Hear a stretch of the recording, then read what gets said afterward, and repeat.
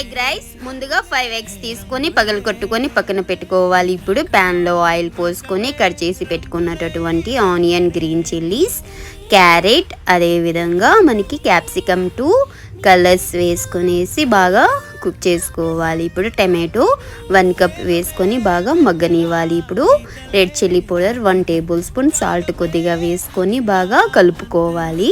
తర్వాత ముందుగానే పగల కొట్టుకొని పెట్టుకున్నటువంటి ఎగ్స్ వేసుకొనేసేయాలి. ఎగ్స్ వేసుకున్న తర్వాత వెంటనే బాగా కదపాలి. గ్యాస్ హై ఫ్లేమ్లో పెట్టుకొని ఇప్పుడు మనం ముందుగానే కుక్ చేసి పెట్టుకున్నటువంటి రైస్ వేసుకొనేసేయాలి.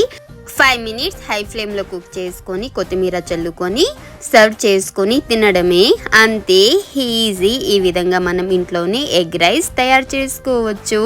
ప్లీజ్ సబ్స్క్రైబ్ చేసుకోండి. ఉంటాను. బాయ్. Love you.